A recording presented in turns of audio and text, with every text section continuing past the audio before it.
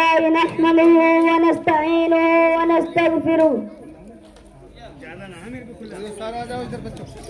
آزادی کی قدر اور ہمارا فرض. محترم حاضرین، السلام علیکم ورحمۃ اللہ وبرکاتہ. آج کا دن ہم سب کے لیے ایک عظیم خوشی اور فخر کا دن ہے، کیونکہ یہ دن ہمیں یاد دلاتا ہے کہ 15 اگست 1947 کو ہمارا پیارا وطن ہندوستان آزاد ہوا تھا. غلامی کی زنجیروں کو توڑ کر جب ہمارے اسلاف نے آزادی کا پرچم بلند کیا تو اس کے پیچھے ہزاروں لاکھوں قربانیاں تھیں. محترم حضرات، ہمیں یہ آزادی آسانی سے نہیں ملی.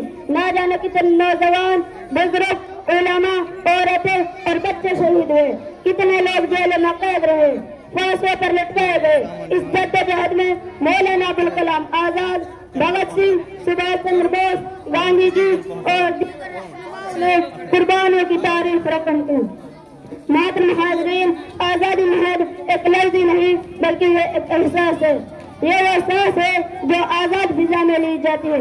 یہ وہ قدم ہے جو بغیر کسی خوف اٹھایا جاتا ہے. مگر افسوس کہ ہم میں سے بہت سے لوگ آزادی کی قدر نہیں کرتے. آج بھی ہم نفرتوں میں بٹے ہوئے ہیں، ذات پات کے جھگڑوں میں الجھے ہوئے ہیں اور اپنے فرائض سے غافل ہو چکے ہیں. سامعین اکرام، یوم آزادی ہمیں یہ سبق دیتا ہے، ہمیں اپنی قوم کی تعمیر میں کردار ادا کرنا ہے، تعلیم، انصاف اور بھائی چارے کو فروغ دینا ہے، اپنے ملک کی عزت اور وقار کو بلند رکھنا ہے، تمام مذاہب، ذاتوں اور قوموں کو برابر سمجھنا ہے. یاد رکھو، اگر ہم نے اپنی ذمہ داریاں نہ نبھائی تو آنے والی نسلیں ہمیں معاف نہیں کرے گی. ہمیں چاہیے کہ ہم اپنے شہداء کو خون کی لاز رکھے اور ایک مثالی شہری بن کر دکھائے.